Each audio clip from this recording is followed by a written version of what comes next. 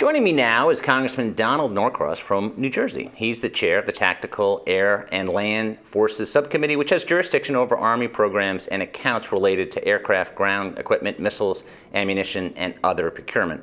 Welcome, Congressman. Bob, good to be here. Thanks for the invitation. Well, thanks for joining us. I was just talking about the pending defense authorization bill, which has hypersonic language in there. Democrats obviously running the show on Capitol Hill in the House, Senate, and the White House. What's the status of that bill? What's the timeline of that bill? Great question. We are running the show, but unlike many committees, I think we have a great relationships with those on the other side of the aisle, particularly in HASC. So, the fact of the matter is the Senate is working through their process, which, as you know, is very different. And even though we are not actively in Washington in session, those talks on how we are going to meld those two competing pieces of legislation together are ongoing. And I believe right after the election cycle, that is on top of the list and we'll be moving forward. Now, some Republicans are not crazy about legislating in a lame duck, especially if they're going to have more power next year. Is that going to be any type of obstacle? You mentioned these issues tend to be not completely bipartisan, but pretty bipartisan. Well, and exactly in the time we're living in, when we're looking at what is going on in Ukraine, what is going on in South China Sea, Russia, and the threats we're facing, I think we have to put all that aside and make sure that this gets done in the appropriate time frame, which quite frankly is before now, but I understand where we are. We must get this done in the appropriate time frame. I think the partisan show, no matter who is successful in November, gets put aside, at least in the view of our defense of our country. Given the state of where we are in this world. Yeah, and you mentioned this world is very strained relationships right now, not like they've never been strained, but they're pretty strained right now with Russia, obviously, and China, with potential action from China on a range of issues. Are you concerned with the U.S. progress on hypersonics compared to Russia and China? Well, I'm trying to think of a program that we said, you know what, we got this in the right amount of time. We don't need to push it forward. There's concern about hypersonics, no question about it. But I believe given where we are right now and the progress we made, we're going to be able to meet the timelines that the department has set. And the fact of the matter, hypersonics is very important, but not the only tool in our quiver. There are a number of ways to address this, and hypersonics is just one. A big issue that's come up in various industries, including journalism, is labor shortages, COVID. Are you concerned about the United States having the opportunity to get the best workers to work on really defending the country in this area? Because we have not only labor shortage because of COVID, but we've got an aging population. And that's a concern going forward as well, especially as more and more people retire. So you got to recruit young people is what I'm saying.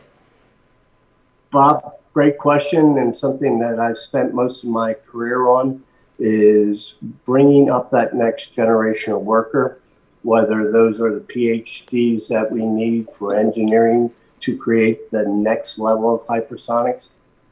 But all that brain power and what their ability is means nothing if you can't build it. And that's the workforce that use their hands and their brains to work. Incredibly important. You know, the narrative in this country has been in order to make it, you have to go to college. Well, that's appropriate for some, and certainly your doctors, your lawyers, engineers. But the idea that those who work with their hand is something different or less than is a major issue.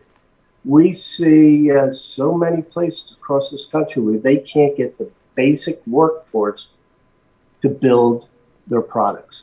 I like to say I have 3 kids. I got a doctor, a lawyer, and an electrician. Only one of them has his house paid for, no college debt, and they call me all the time, can you send them over? We value all of them, and it's incredibly important to instill in that next generation, whether you go to college or you decide to be one of the greatest welders. You're of equal value, and we need you both. You recently visited, you were an electrician yourself, so you know that field of work. You recently visited our allies and partners in the South China Sea. What did you learn? Well, one of the first things we learned upon entering Australia and having the conversation with AUKUS and that next generation of the most complicated machine ever created, a nuclear submarine, their first question is the workforce. This is not just our nation, but going on around the world. Yes, we have to come to the very technical end of this, but they also need to build the workforce. And you don't just grow that overnight. There's experience, and that's where the relationship between Australia and ourselves is going to grow even stronger, because we're going to share that talent and how we grow it. But that is also, when we look, our first step was Guam and the defense of Guam and what is going on there. One of our most strategic locations, particularly in dealing with China. And I like where we're headed in that defense, but also the offensive capabilities that come off of that very, very important island. Congressman, can you let us know, kind of behind the scenes, there are some in the Democratic Party who say, listen, we spend way too much on the Pentagon and defense spending, and we need to spend more on social spending. And I imagine that you make the case, no, we need to spend this money for X, Y, Z reasons. Have you had those conversations, and do some in your party frustrate you? I like to say I love all my children. Some perform a little bit better at times than others, but we love them all. So let me be very specific when we start dealing with the defense of our country. The original concept is to fight two major wars at any given time. I'm not suggesting that we are in that phase or even close to it. But what is happening between Russia, Ukraine, and Europe, and the very aggressive nature of China and what they are doing, is the very reason we're spending the money we are. We can absolutely spend it better. The oversight that we perform is critically important, and we're going to continue that. But now, more than ever, in terms of expanding what we've been able to do from our colleges and the new weapon systems that are coming out, we see that our industrial base has been less than given the right signals to be ready for this. And we literally have to ramp up. We oversee the arsenals in my subcommittee, and we've seen, just by us donating to Ukraine, some of the challenges that it is putting on those arsenals to be able to produce those weapons and the ammunition. We absolutely need to spend it, but spend it wisely. And on that point, my last question would be, your Republican colleagues, Kevin McCarthy, who could be the next speaker, has indicated moving Ukraine money through Congress, if the House flips, is going to be a lot more difficult with a Republican majority. How important is it for Congress to continue to support Ukraine? Really, the statements that you mentioned from McCarthy are a bit surprising, given what we are hearing in both open and classified settings with our colleagues. The idea that making sure they're getting the right weapons at the right time, and there's checks and balances to make sure that there's accountability for what is being used and where, because there's so many red lines, I find surprising.